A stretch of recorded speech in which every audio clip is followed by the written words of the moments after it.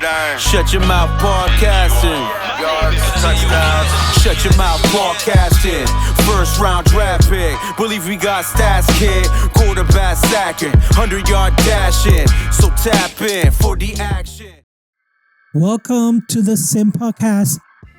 I'm your co-host Sirik, and I'm always joined by my co-host Ron. What up, Ron? What's going on? You know what we do? This is the unofficial season 5 start. I know we're kind of in between, but it's draft week, so we got to do this. Ron, how are you feeling? We haven't done any recording in about 2 months. How are you feeling? It's been a long off season. Lots of news on the Steelers side. Lots of nonsense every day. So I'm kind of excited to get this past us at this point. You don't like the off season? You don't like the drama that it brings? Or that's because your team has tons of drama. Yeah, and we'll talk about that. I wouldn't call it drama. I just call it fake news. You know, I think it's people are so bored to put nonsense out there. You know, from these fake anonymous sources. And at the end of the day, I don't think anyone knows what the Steelers are doing. No one knows what the Patriots are doing. We just gotta wait and see, just like everybody else. Wait a minute. I sent you what the odds are right now. We're both the same. No. Don't say who cares. Because at the beginning of the year, you were like, oh, you might win 4 games, maybe 5. Come to find out, Las Vegas has us at 7.5, same as with the Steelers. So this is not nonsense. Right now, how often has Vegas been right about the Steelers? Right? Well, they're the house. They're last year before, and they always, for whatever reason, shortchange, the Steelers. So I don't care about what the preseason odds were. What were the odds for the Commanders last year? So, No. You can't compare what the Commanders did to the Steelers. That's orange and apples. That's very different. We're talking about Commanders. Nobody gave them a chance. The odds proved on. These rosters haven't even been finalized as yet. Hard to make predictions when we don't know lots of different things. So, as far as the Patriots goes, to go from, what do you have, 4 wins last year to make a big leap at 8 is, I think, a bit too much. I don't care what you've added to the roster. I need to see the final roster, see the games, before I can make that leap. Ron, that's why you're going to miss the train. If you don't hop up now, you're going to miss the train. You got to get on the train now. Get on it now. So I was on the hype train for the Bears last year, and what happened? Well, that's because you were a prisoner of the moment, and you read way too much things in August. Right. So I'm not that mistake now. You learned your lesson. Yeah, I learned my lesson. So today's show, we're gonna have a little bit of NFL news, but we're gonna mainly focus on the draft. We're gonna talk about each of our teams. Ron, I didn't have a lot in the news other than what we just talked about, the Steelers being handcuffed by Rodgers. But let's talk about it. We're in April, right? We're a week away from the draft. Would you say that the Steelers have the quarterback ready or not? A week away from the draft, a week and a half away from practice, really, right? Off-season, optional workout. The Steelers have backed themselves into a corner. A lot of people are blaming Rodgers. I don't blame Rodgers. I think he has every right to sit back and make a decision on what he wants to do with his future, especially if you believe that he's been dealing with personal issues. Like he said, I think this is all on Mike Tomlin and Smith, all on Rooney. The last couple of years, they've made a lot of promises in the offseason. One of them this year being that they were bringing back Russell Wilson or Fields, and they have neither of them. So, this is all on Pittsburgh and, the Steelers organization. at the same time, I think you can throw Mickey Mouse out there at quarterback for Pittsburgh and they'll find a way to win 9 games. That's just, how good of a coach Tomlin is. And that's good enough? Is that good enough? It's not good enough. But I've been saying that for how many years have we not won a playoff game? So 9. This will be 9 years. It's not good enough. It hasn't been good enough. But my opinion doesn't really matter. I don't think the fans' opinion doesn't matter. Until Rooney decides to understand and realize like what Steelers tradition needs to be and has been, and that's kind of that's been gone, right? That's been missing for a while. Until he's ready, Rooney, to get back to that, none of what we're talking about today or anyone's talking about today really matters. So, but as far as the quarterback, again, Mason Rudolph. We're going to win 9 games with him. Doesn't matter who you put out there. That's just what we do. I think Tomlin's comfortable and really good at, winning close games and keeping games relatively close. And I think he can do that during the regular season, despite what our roster might look like. Okay, so it sounds like you already conceded to the fact that they're probably going to win 9 wins. They're not going to win the division. And they might or might not make the playoffs, but it's going to be one and done. Yes, absolutely. I think anything more than that is gravy.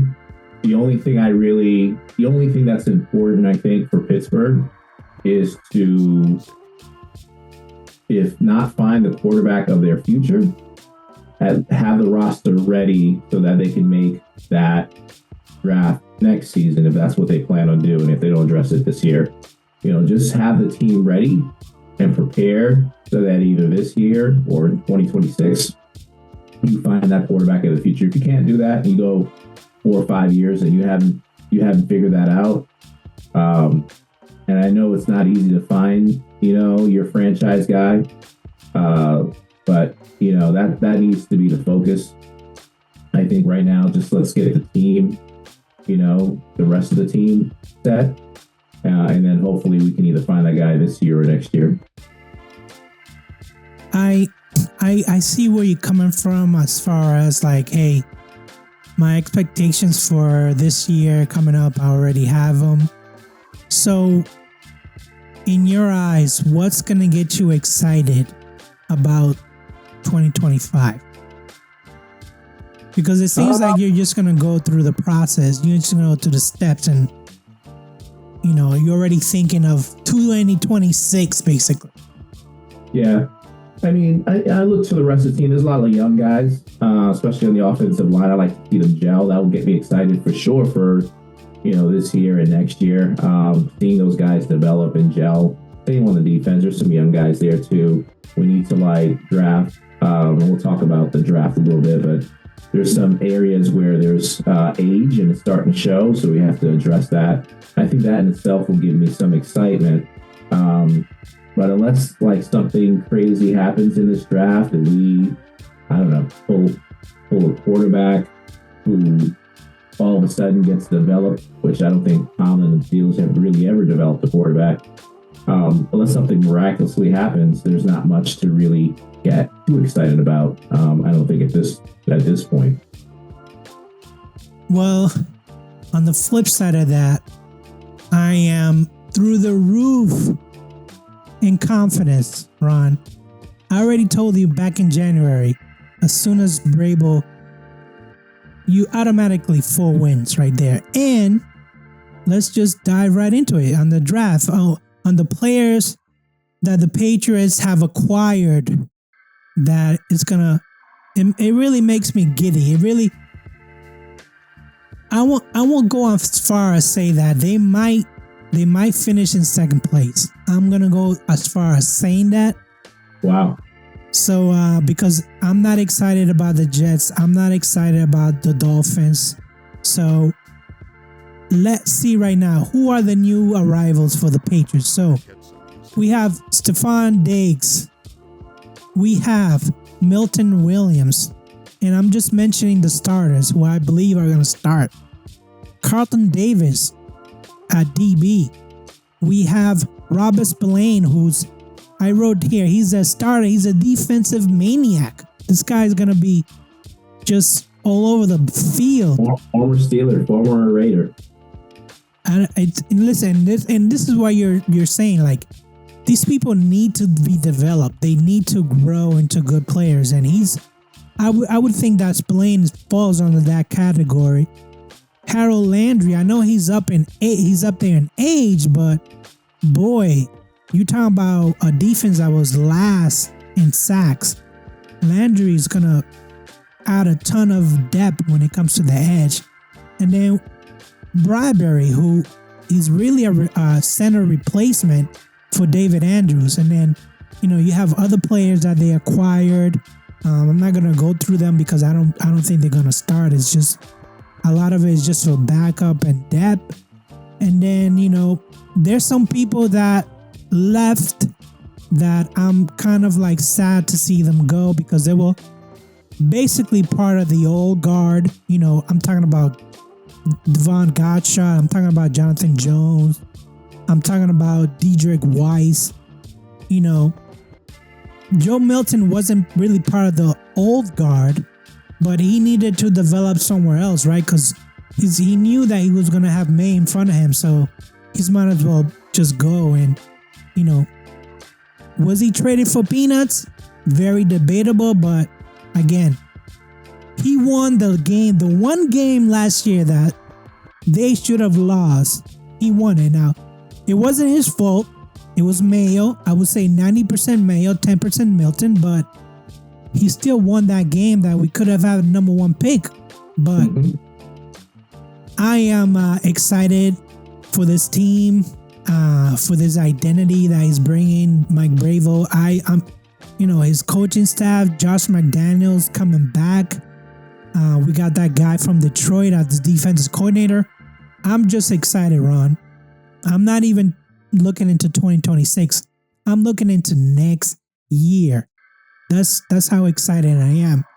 And we have a chance to test this theory when the Steelers play the Patriots in Gillette Stadium. So that's a big if. It better not be a December or November game. That's a big if. We won't know until next month, but I'm just through the roof, Ron. I'm through the roof.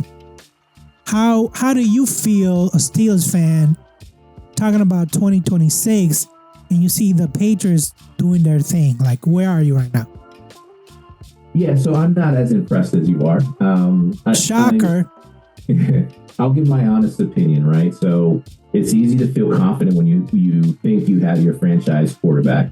Let's start there. So an important year for your quarterback. Heading into year 2 and 3, that gives you confidence by itself. The Patriots are one of those teams this offseason that had a whole bunch of money that they had to spend, right? So they went out and got a bunch of players with experience, but honestly, guys that have, I don't want to say are in the back end of their career, but guys that other teams probably would not have offered a lot of money to. Stephon Diggs comes to mind. The Patriots need a receiver. He's a guy who's coming off an injury. Obviously, he's done some great things in his career, but it's the back end of his career. So who knows what you're going to get from him? Didn't really do much last year at all when he was playing. Harold Landry, I loved him coming out of Boston College, but he's been in the air for a long time. Was an okay player at Tennessee, but had way more potential. And I think the results were a little bit disappointing, to be honest with you. I was just expecting a lot more in the NFL. So I don't know, how much he's going to give the Patriots this year. Spillane, as I mentioned, a former Steeler, someone who is just a thumper. He's a real good thumper. I think he can move fairly well, but not like super athletic. I think he'll be a decent starter, but something that you'll probably want to upgrade in a year or two.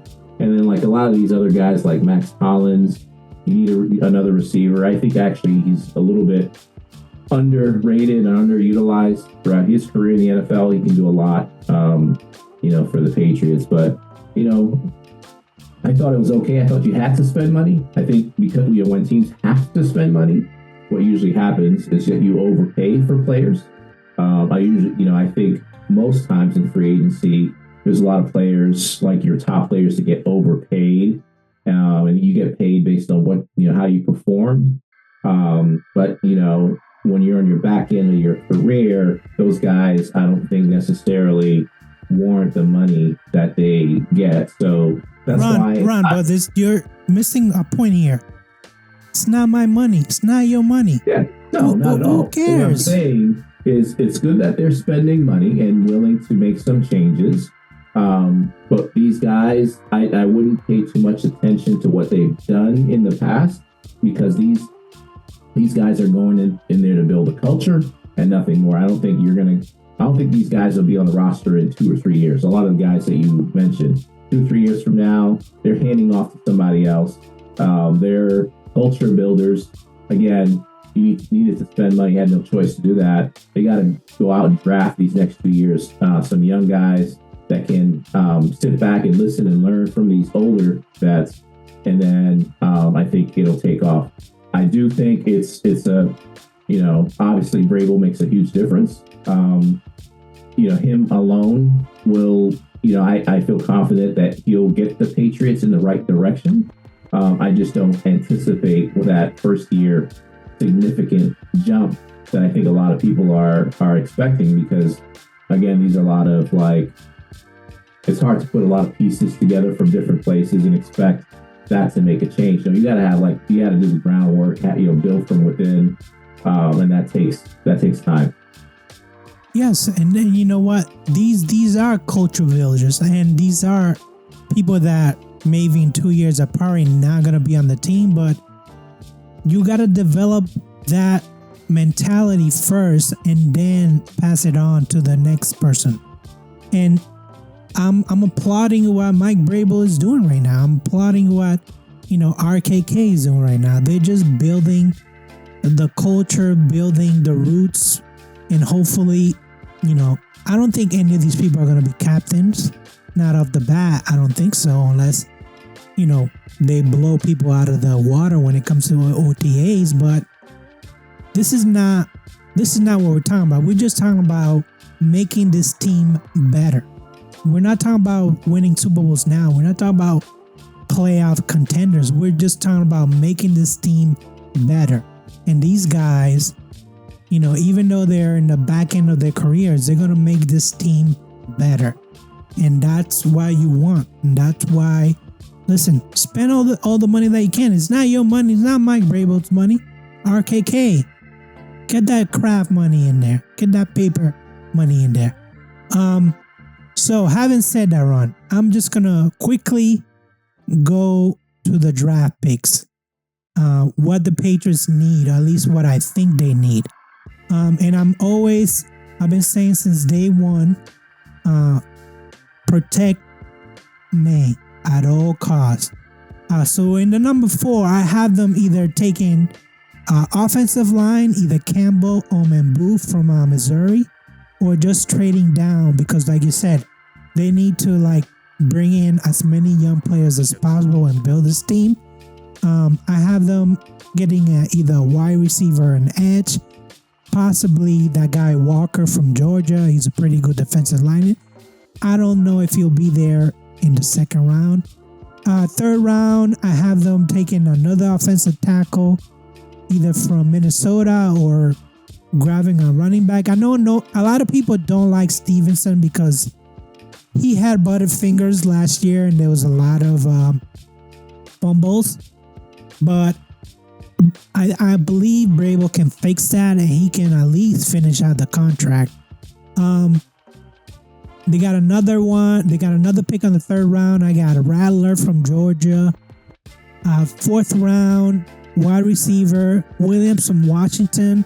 I was reading about Williams. He actually has he had a pretty good Senior Bowl, so I like him. I have another edge, round 5 from Louisville or UCLA, Aladejo. I'm sure I'm killing his last name. Another 5th rounder, I got a another offensive line. There's a theme here. From Alabama, Benson or Cox from Kentucky. Two that were really good at the Senior Bowl. The round 7, they got 2 picks. I got a tight end from Syracuse, Gaston, because let's be honest, Austin Hooper is getting up there. The other tight end is getting up there. I know that they're going to come back next season, but they're kind of getting old. And then they lost Lai to the Titans, so I got them pick him a kicker out of Miami, Morales, who was pretty good. So I'm sure that this is just a crapshoot. I'm sure that it all depends on how the draft order goes, but there's 2 elite players on the draft, and they're more than likely going to be gone by the time the Pats draft in the 4th. So Carter and Hunter are probably gone by then. Yeah, that last win through the Patriots, because you really wanted to be in a position where you can get, Travis Hunter if you can, or the edge from Penn State, but that probably won't happen. 9 picks, that's a lot of picks in a okay draft. Where this draft is really strong at is really two positions: defensive line and running back. There's a lot of really good defensive line guys, a lot of running backs, 20-something running backs who are probably worthy of being drafted.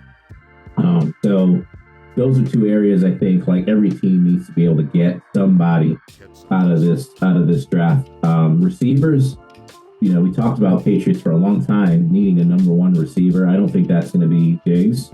So you probably want to address that early because it's not a deep receiver draft this year. So there's some guys who in the back end that might be okay, but I don't see a lot of number 1s in this draft when it comes to receivers. So that's something that you don't address with your first pick, which I don't think they will unless they trade back. It's hard to see them getting somebody in a for sure thing in the mid rounds. I think you have to, definitely address that, day 1 or day 2 for sure. And same with the running back. There's a lot of good running backs here, like I mentioned, but you probably want, I don't think Stevenson is someone that they can look to, I think he's a good second guy. I don't think he's anyone that has the explosiveness that you need, can make huge plays. So, I would certainly try to find somebody in this draft early that can do that too. And I do agree with you about protecting May. That's important. I think they've done that. They've done a lot of that homework in the offseason already. But yeah, you can go ahead and draft a couple more linemen in this draft. But again, not a strong offensive line group, at least not tackle group.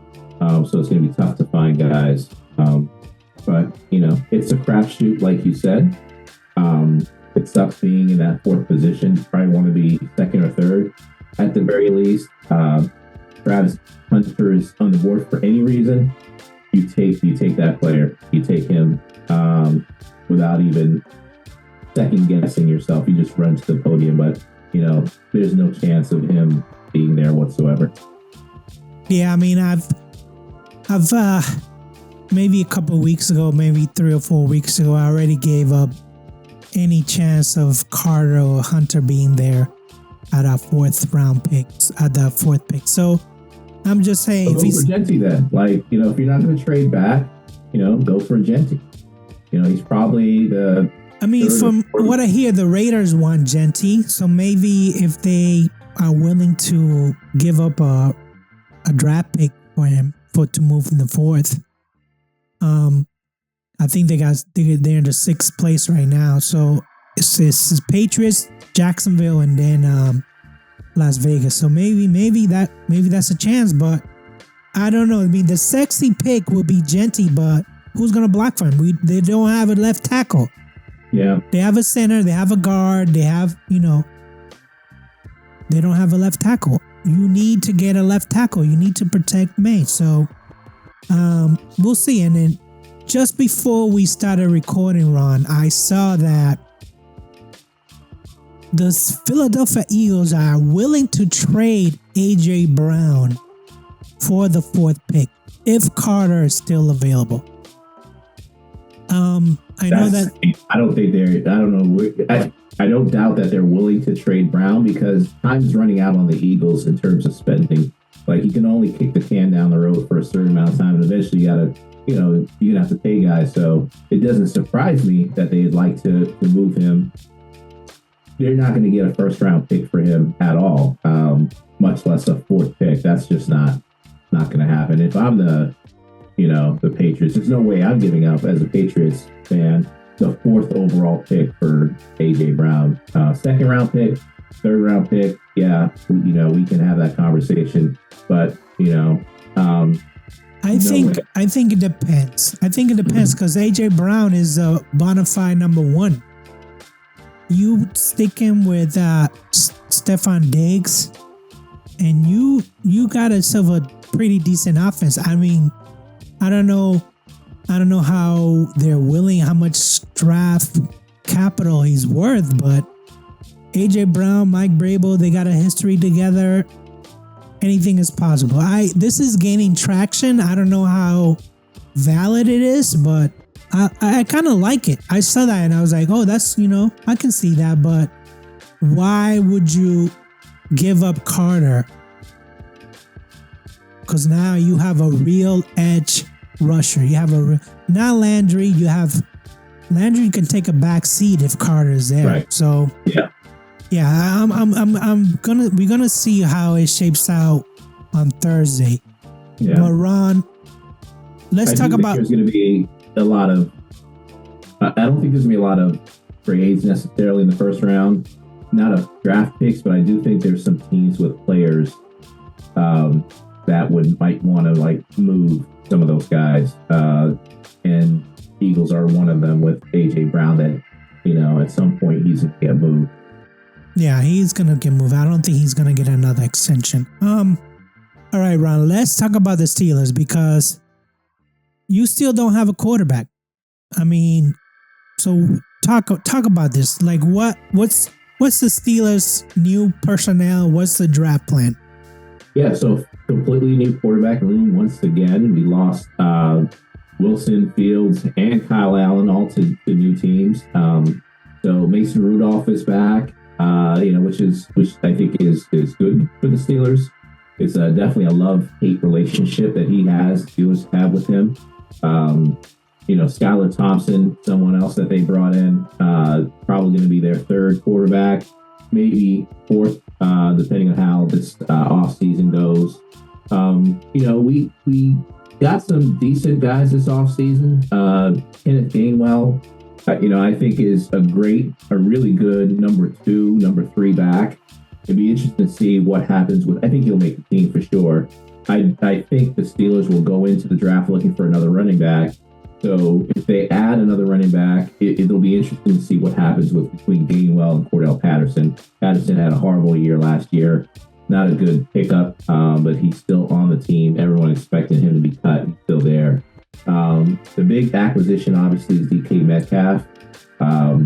Not only did we trade for him, number 2 pick, which we don't have in this draft, but we also extended him to a 5-year deal. So don't know what that means for Pickens. He's coming up on his final year.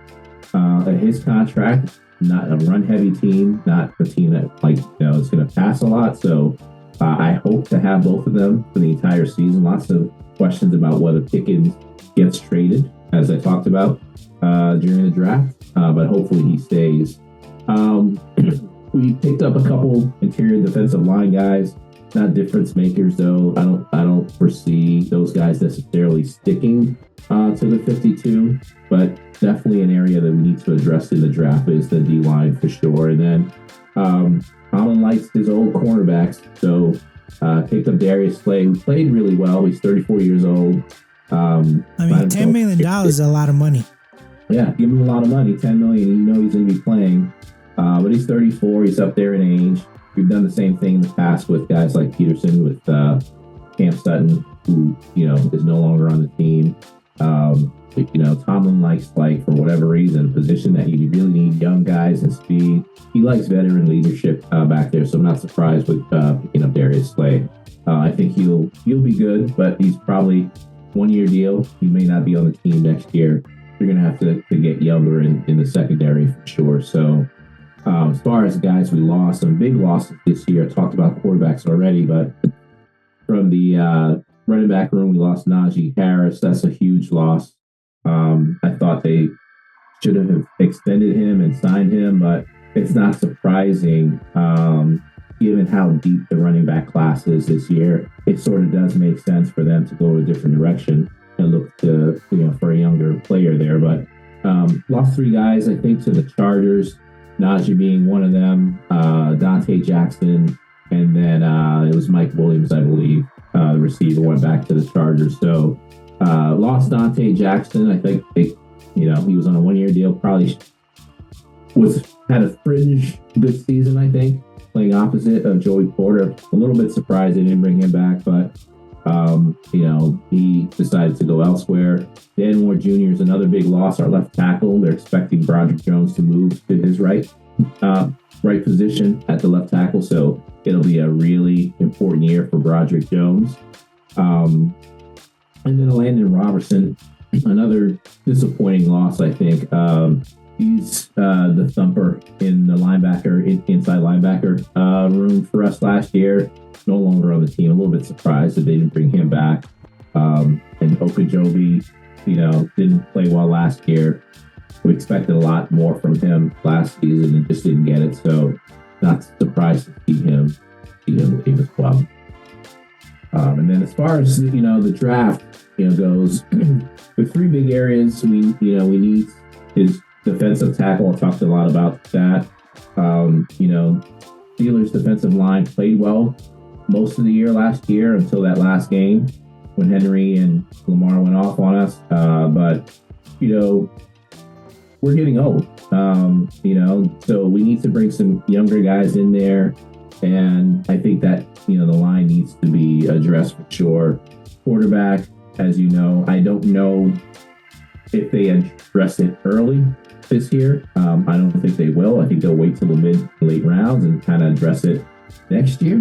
And then the running back room, losing Najee, they need a solid number 1A or 1B, with Jalen Warren being there. He was hurt a little bit last year. I don't think he can take the brunt of the carries, and I think it needs to be a running back by committee team. I don't think he can be your number 1 and only number 1. So they're going to pick up a running back. Have shown a lot of interest in the running back positions this draft. So as far as my prediction goes, I think they'll go to D-line the first pick, which is at pick 21. This is if they can't trade back and recover a number 2 pick. They only have 6 picks in the draft. So I have them selecting Walter Nolan out of Ole Miss.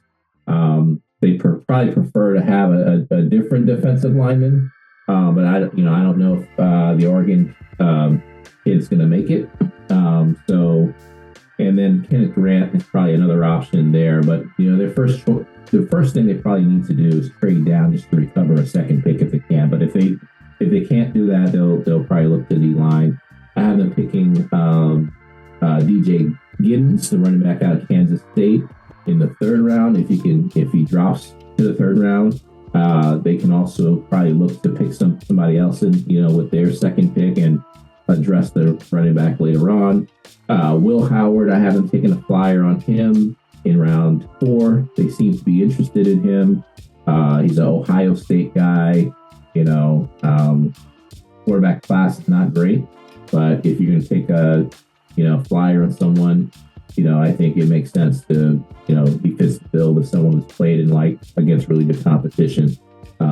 I don't necessarily. I wouldn't mind if Howard is someone that can come in and maybe develop into a starter or maybe a second, your second quarterback down the road. So, Jalen Reed is, what I have them taking in round 5. They've, looked at the safety position a lot this offseason as well. They have some guys, as I mentioned, in the secondary getting older. Mika Fitzpatrick, you talk to half the fan base, they're not happy with his performance over the last couple of years. He's 29, I believe, turns 30 when the season starts next year, so probably want to get younger, as I mentioned. So I got them taking a safety there.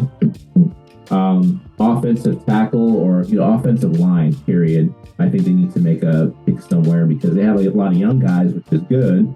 They're going to need time to gel. But with youth, there's still questions about whether or not those guys can be your franchise guys, right? So Roger Jones, I mentioned, is an important year for him. Didn't have a good year last year. He took a step back. They're moving him to left tackle.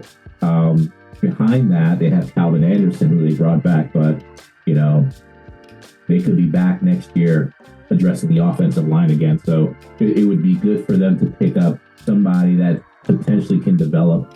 And Colin Pierce from Rutgers, a guy who's like 6'8", 330, so has the size that you need. Very raw though, so he needs a lot of time developing into become a starter. And then at the last pick, I have them double dipping at defensive line. Again, I think it's something that they need to address. The two guys they brought in during free agency aren't, they got 1-year deals. There's no guarantee they make the team. Why not take another flyer at defensive line again, just to make sure you address it, address that position and really find your starters there. So you think that they they got 6 picks right now? So you think that they're gonna try and get some more picks? Yeah. So the options are trade back, right? Pick 21, trade back if you can, and recover a second round player. That would be ideal. It'll be tough to do that though. So you're probably looking at maybe getting another third round player if you can trade back from pick 21. The other options, like I mentioned, that's been out there is them trading George Pickens. And if you do trade George Pickens during the draft, you're most likely going to get a second round pick for him. I don't think that would be a stretch to get a second round pick for him. So if you can do that, and I don't want them to do that. I'm a big George Pickens fan. I like to see him and Metcalf play at least one season together. But that's one option too. That's out there for sure because he's had his issues, not with his performance on the field, just his antics on the field, maturity issues. So lots of noise the last 2 years about that. So I can see them moving on from Pickens and trading him for a second round pick as well. Yeah, I mean, I feel like we're talking about Patriots who had a lot of money to spend, and then the Steelers who are basically doing this based on a budget, right? They have a lot of financial constraints, and they're like, hey, we can't just start spending money dilly-dally because we feel like it. I feel like they're more strategic. They have money. That's the crazy thing is they have money to spend. They've set aside money to get a quarterback, right? And to pay a quarterback. And yeah, because Rodgers wouldn't come cheap. Yeah, well, they have the money for him. That's what I mean.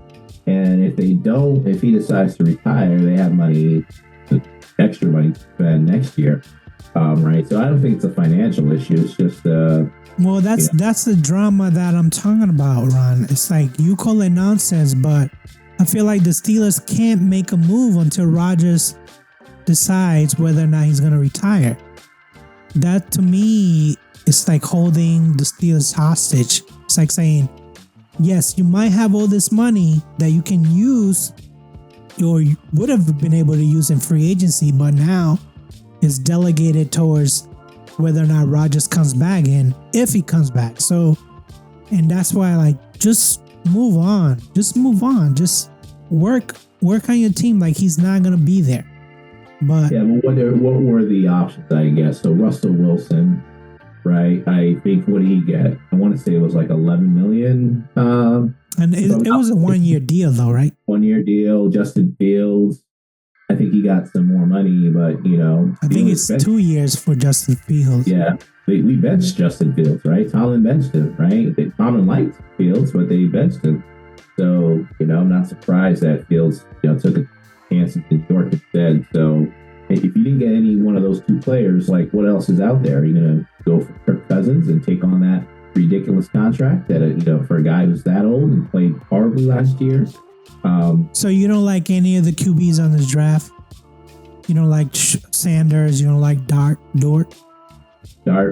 I don't think any of these quarterbacks are a for sure thing. Even Cam Ward Howard at the number 1 pick, who I like a lot, he has some flaws too. And, I think it's a weak QB class compared to obviously last year. You had 6 quarterbacks go in the first round. I don't, you obviously won't see that this year. You'll have some guys that are forced, into the second round. Sanders, I think, is a lot of good, a lot of bad though with Sanders. I don't personally think he has a first round talent. I think he's more of a second or third round guy. I've seen a lot of games with Dart. Lots of potential, but he's made a lot of mistakes too. There's a lot of room for him to grow. He's also a mid-round guy to me, as well as Howard. The Shuck guy, I've seen him play against Boston College. He played from Louisville. He threw 3 or 4 interceptions against BC. With great arm talent, right? So, a lot of these guys are just projects that could potentially, be good players down the road, but there are no for sure things, I think, in this draft, from the quarterback. So that's just the type of year. This next year is supposed to be a lot stronger. So, see. All right. Well, I don't know if I mentioned this at the beginning of the podcast, but this is episode 121, Ron. 121 episodes. Amazing.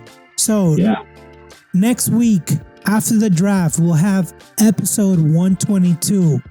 We'll discuss how the draft went for each of our teams. And then we'll have a break. And then we'll actually start the real season. Even though this is kind of the real season, but we're talking about the rosters and all that stuff. We're talking about the schedule will be out by then. So in August, look for that. That'll be episode 123. Well, Ron, what do you got to say about this draft on Thursday? What do you got to say? Man, I'm excited. Looking to get this over with, looking to start the season. Just excited that football's, around the corner, if you will. Yeah, we still got a couple months to go, but we're talking about football still. Excited to get it started. Yeah, let's do this. Let's see what happens. So with that said, I say peace. Peace. All right, that's it, guys. That's the end of the show. Thanks so much for all your support and listening today. If you got any questions, comments, feedback, feel free to email us at simsportsmedia@gmail.com. That's SYMSPORTSMEDIA@gmail.com. Peace.